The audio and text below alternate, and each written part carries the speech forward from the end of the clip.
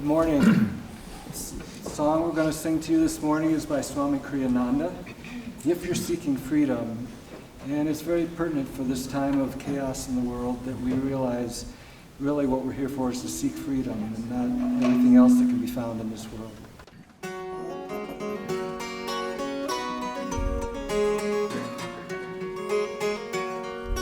If you're seeking freedom in a revolution, oh, if you're seeking freedom, you won't find it there.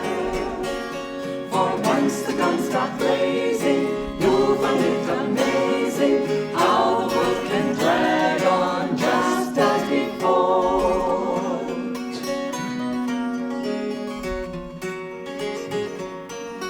If you're seeking freedom in a marble mansion, oh, if you're seeking freedom, you won't find it there. For even when it's sunny, you'll be counting money, keeping up that showcase, your face lined with care.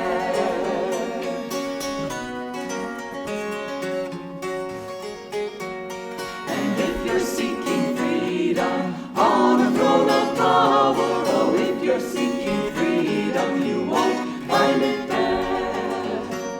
For whom will all obey you? What if they betray you?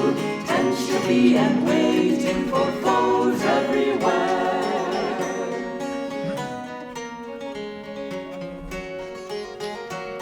But if you're seeking freedom, cast away desires, why barter like a beggar, you love everywhere. For never can you buy it, grasp and you'll deny it. Freedom can't be hoarded, it's free as the air.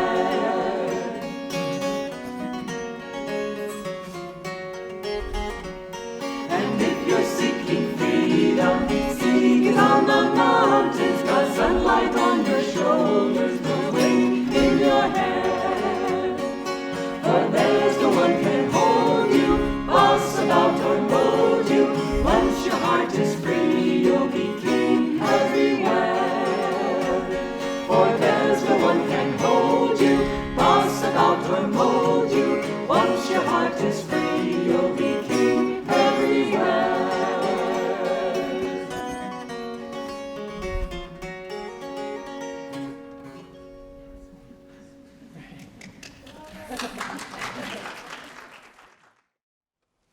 Well, welcome everyone to Sunday service at Ananda Village.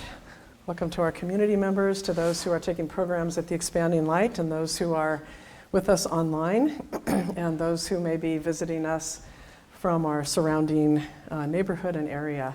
And if you are new to Ananda and would like to know more about it, there's a reception desk out in the temple foyer, and there's someone there who can answer any questions for you or give you any information. And you're also invited to have lunch with us at our retreat, the Expanding Light across the meadow.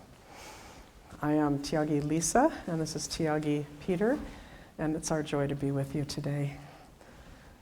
Today's reading from Rays of the One Light by Swami Ananda, their comparative teachings from the Bible and Bhagavad Gita. The promise of the scriptures. Truth is one and eternal. Realize oneness with it in your deathless self within. The following commentary is based on the teachings of Paramhansa Yogananda. In the Gospel of St. Luke, chapter 15, we read the famous parable of the prodigal son. Jesus tells of the man who took the wealth bestowed on him by his father and squandered it in foreign lands, where he fell into evil ways. At last, repentant, he returned to his father's home. When his father saw him, he was, Jesus tells us, moved with compassion, and ran and fell upon his neck and kissed him. And the son said to him, Father, I have sinned against heaven and before thee. I am no longer worthy to be called thy son. But the father said to his servants, Fetch quickly the best robe and put it on him, and give him a ring for his finger and sandals for his feet. And bring out the fattened calf and kill it, and let us eat and make merry. Because this my son was dead and has come to life again. He was lost and is found, and they began to make merry. Small-hearted human beings, identified as they are with their little egos, give exaggerated importance to any slight they receive from others. Thus they imagine God, like them, to be petty, unpardoning, and vindictive. In God's eyes, however, when human beings go astray, there is nothing to forgive. All of us are aspects only of His own self. He who made us resides in us. His call to us, always, is to return to our own home within. The way of return is described in the Bhagavad Gita in the 6th chapter. Supreme blessedness is that yogi's who has completely calmed his mind, controlled his ego-active tendencies, rajas, and purged himself of desire, thereby attaining oneness with Brahma, the infinite spirit. Thus, through Holy Scripture, God has spoken to mankind. Om, Om, Om.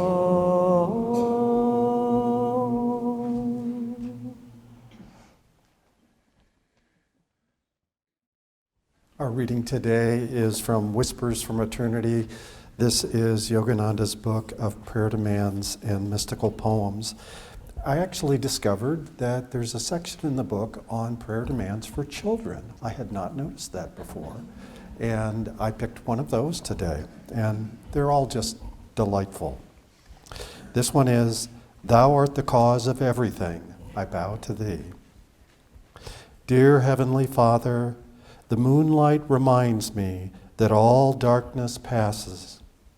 The sun reminds me that my mind too should be bathed in light. The seasons change because that is how I can have food to eat.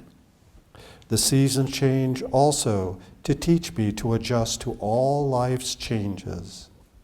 Thou art behind everything, teaching deep secrets for living a better life.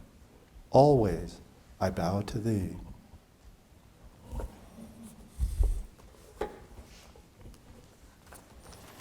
Always think for children being educated in that rather than just learning Farmer in the Dell and E-I-E-I-O, quite remarkable. You know, I was thinking this last week in preparing for this Sunday, and I was really marveling at Swami Kriyananda's life and a number of experiences I had with him. And I realized that I would have to include some of them in the type that at the time they happened, I was pretty clueless about what the lesson was in that, or what real inspiration could I take from that. And I, like many people, would just take that experience, kind of put it on the shelf, like a shelf of books, and periodically come back and look at it and think, do I understand it now? And so I'm going to share a few of those with you today. Actually, all three of these main stories I'm going to tell today, I don't think I've ever told anyone before, maybe a close friend or two, but certainly not in a setting like this. The first one is once when I was with Swami Kriyananda, I actually served as his physician for close to 40 years. So I actually had a chance to see him in many difficult situations. And I could only recall one time in that whole 40 years that I knew him where I saw him really distressed on what I'd call a feeling or a heart level. I'd certainly seen him physically unwell. I'd seen him when his blood sugar was over 400. He had diabetes, and several times it went way out of control, or his blood sugar would be very low at 45. I mean, things that would make him physically very uncomfortable. I even was with him once when his hip dislocated, and it's a very painful thing to go through. I was always struck by his mental equanimity, and there he was with a dislocated hip on the floor of his apartment, as the paramedics were kind of rushing around trying to get him ready to transport, and he was telling them jokes. And I knew he was in a lot of discomfort, but on one level you could feel that he wasn't really touched by it in the way that someone who was just concerned about their physical wellness and well-being would be.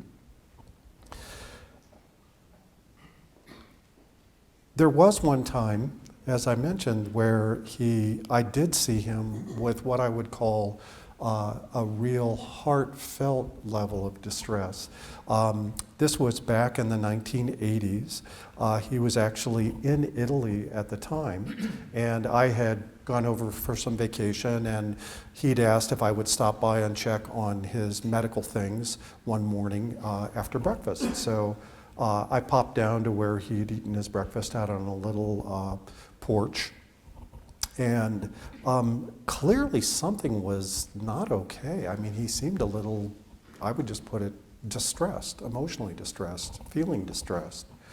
And I kind of went through the things that I needed to talk to him about around his medical care and checked his blood pressure and all the things I was supposed to do as a physician.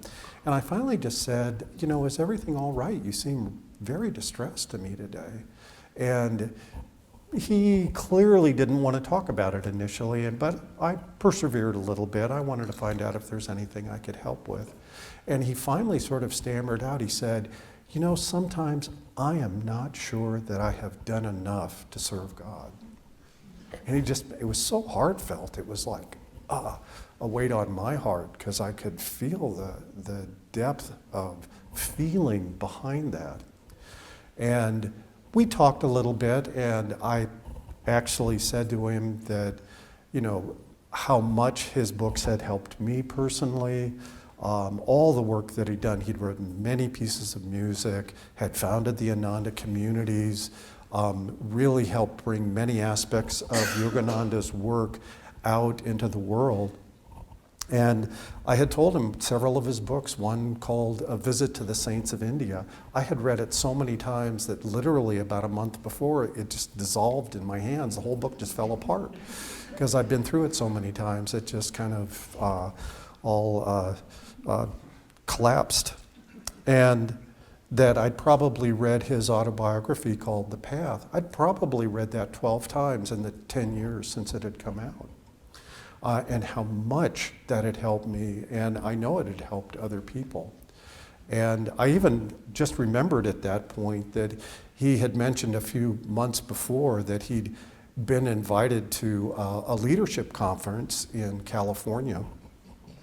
It was actually being put on by the Republican Party for people in the political party who were going on to positions of leadership, and the fellow who was doing the training had invited Swami as a keynote speaker to talk about leadership and his book on leadership. And the fellow, when he introduced him to the whole audience, said that he was so glad to finally meet Donald Walters. That was Swami's Christian name and what he often wrote under for books like Leadership.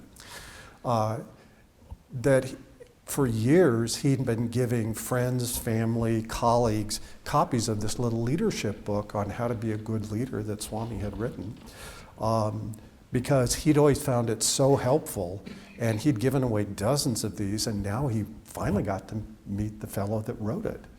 And we had talked through a number of things like that, and it was sort of like being in a summer squall where suddenly it's been raining really hard, and all of a sudden the wind comes in and blows the clouds away, and suddenly it's sunny again. And it just sort of changed, and we went on to a few other topics. And he thanked me for my time that day. And when I saw him later that day, he seemed perfectly fine. You know, it was very interesting to me because it was definitely one of those situations. Right after that, I went through this, I kind of went, what in the world was that? You know, it was almost hard for me to think that our founder, Swami Kriyananda, with all that he had done, would feel in any way that he had somehow measured short in God's eyes for realization. And part of what I took away from that is I realized if I looked over the last decade at that point and looked at the things that had really distressed me, most of them seemed pretty petty by comparison. And it struck me how profound someone would be, how saintly someone would be, where that was the thing that upset them. That was the thing that distressed them. That their relationship with God was paramount. I have to tell you, I was thinking of this too. One time when I was traveling with Swami, I'd actually gone over to Italy to bring him home because his health had not been good. And one of my jobs in traveling with him was to take care of all the luggage, and we just arrived back at the San Francisco airport, and I was trying to pull one of his bags off the little conveyor belt, and I remember I started to pull on it, and this was the heaviest thing I could conceive of. I mean, the thought went through my mind, is he traveling with an anvil collection or cement bricks?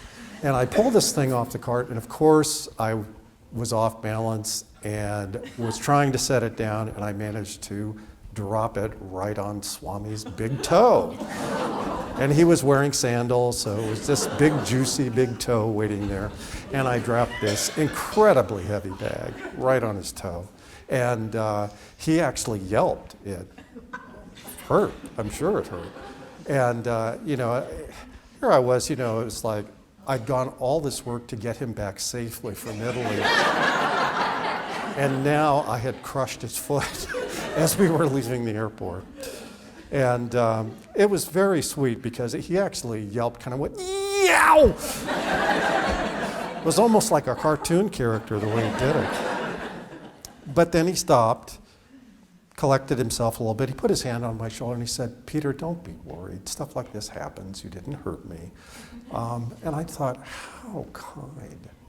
What a kind human being who, in that moment, when I'm, getting your toe squished like that, would be all that would occupy someone's mind when that happened.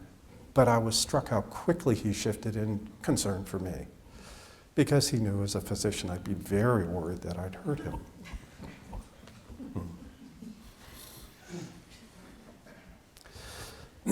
I remember another time he was getting ready to depart. I think he was going back to India. And this was probably about 10 years ago, more toward the end of his life. And a group of us were at the Sacramento airport kind of getting him ready to go on the plane. And it was my job to sort of take him in his wheelchair out to the plane and deposit him so that he could go. And he had a couple other people that were traveling with him, so I didn't need to go with him this time. And we were talking as a group beforehand and sort of just chatting. And I had been going through a very challenging time with our medical clinic, which had been going through a lot of expansion. We do an integrated behavioral health program where we see people for behavioral health issues as well as medical issues. And we'd lost several of our healthcare providers, so I was feeling pretty stressed by everything that was happening. And Davy, one of our spiritual directors for the community, just sort of asked me in front of the whole group. She said, "Peter, if you had to do it all again, would you be a physician again if you knew it was going to be this hard?" And, she kind of asked me in front of this huge group. I thought for a second, and I sort of laughingly said, "Well, I'm kind of glad I didn't know ahead of time that it was going to be like this. It certainly made it easier." We all had a good laugh. And I was wheeling Swami Kriyananda onto the plane, and it was the two of us. And right when the two of us got alone, he sort of turned around and said, "Peter, you didn't answer that question accurately." And he must have caught my thought, because when I had been asked that and sort of said something a little humorous, really what my answer would have been was, well, of course I would do this again. If it was 10 times harder, I would still do it, because I feel this is what God had asked me to do, what my guru had asked me to do. Of course I'm going to do this and do my best job, even if it kills me doing it. That's what anyone who's seriously on the spiritual path will try to do. And I so appreciated that he wasn't going to let me off the hook for sort of trying to be outwardly humble or humorous to deflect something that he considered a very serious question. Another time I was with Swami when he was having his very first hip surgery. He certainly managed to clock very many surgeries during his lifetime. I think he was working out karma for many of us on his own physical body. And this was actually the first major surgery he'd ever had. He was going to have a hip replacement surgery. This was back in the, I think, mid-1980s. And I had not been practicing as a physician for very long, probably just about 3 or 4 years. And it was a rather odd time to try to be a physician based here at Ananda and out here in our little rural area, because the nearest hospital where all the other physicians were was about 15 miles away, and my life couldn't have been much different than theirs. Also at that time in medicine, it was, particularly in our county, it was not so much as we were all doing the same profession. It was almost a little bit more like a club or a guild. And, you know, they all had their offices right next to each other near the hospital. They all lived in the same housing developments, belonged to the same gyms.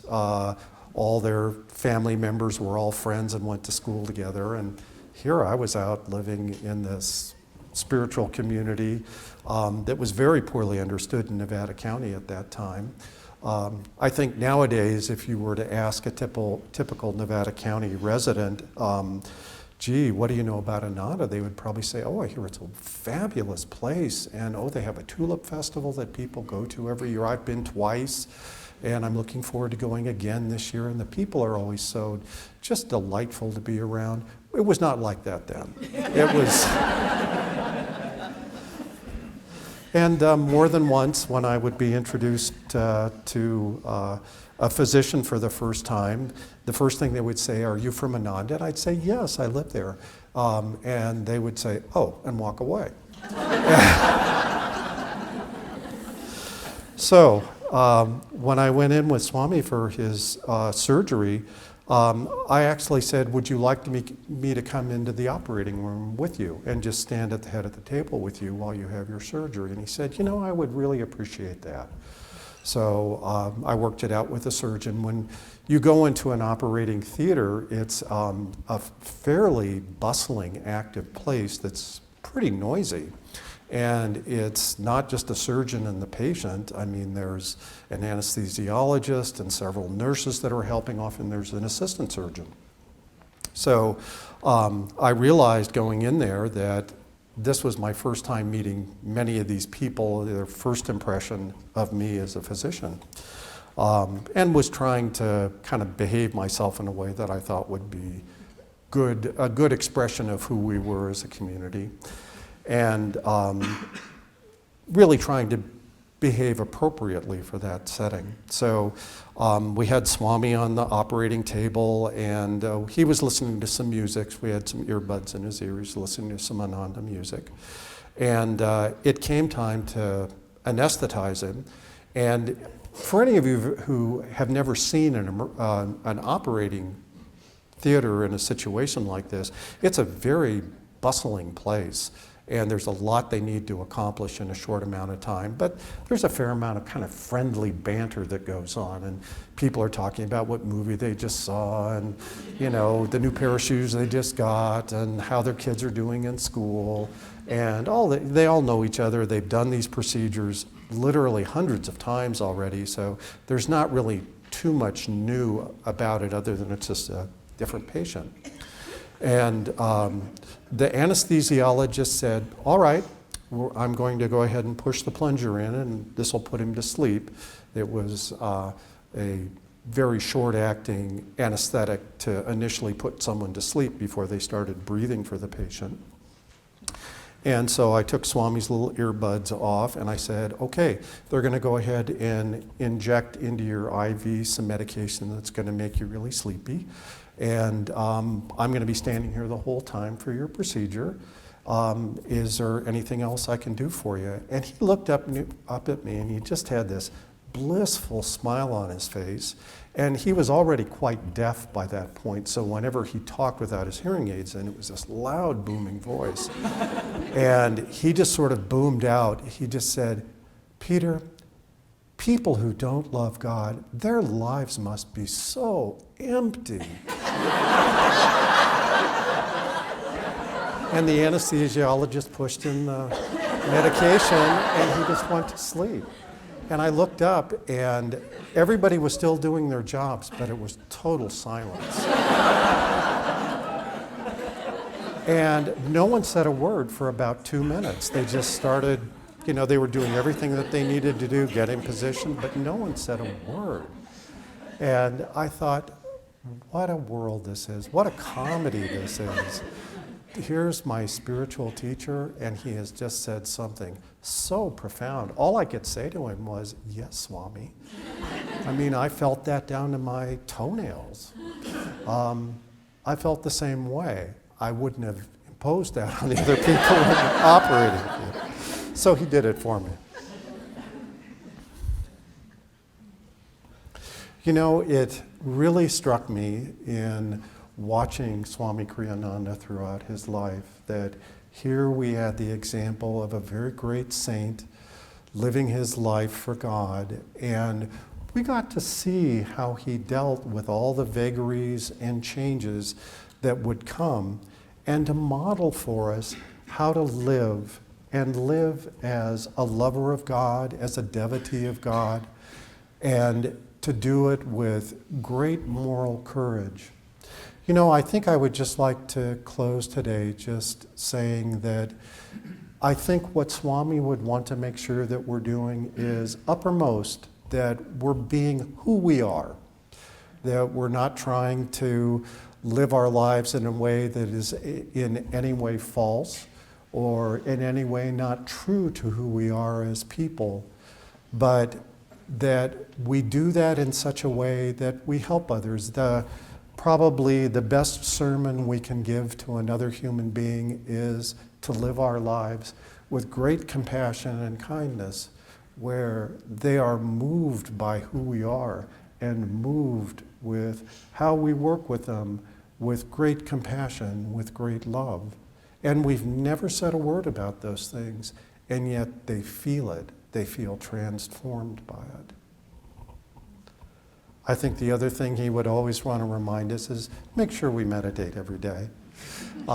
If you're someone who has not taken up meditation yet, learn to meditate. It's a very helpful thing. It helps us attune ourselves to spiritual vibrations in a way that speeds our transformation. If you're someone who is already meditating, or you've already taken Kriya Yoga, which is the main meditation technique of our path, redouble your efforts with your Kriya practice and make sure that you're meditating regularly. So you're constantly reminding yourself on a soul level who you are, why you're here, and what your goal for this lifetime is, which is God realization.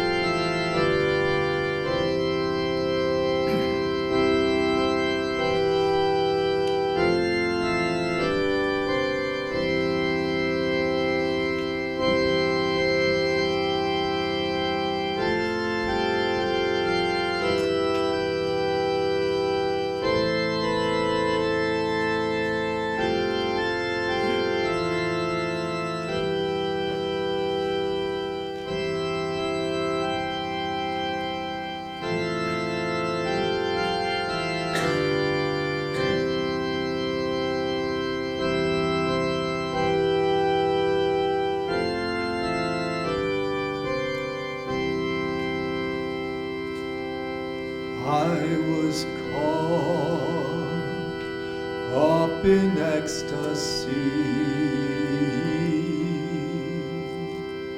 'Twas a day sanctified by God. There He showed me the truths of heaven, truths which all seeking Him should know. How the soul made to live in freedom can reclaim its eternal right. How the night, born of our delusion, can be fired, blazing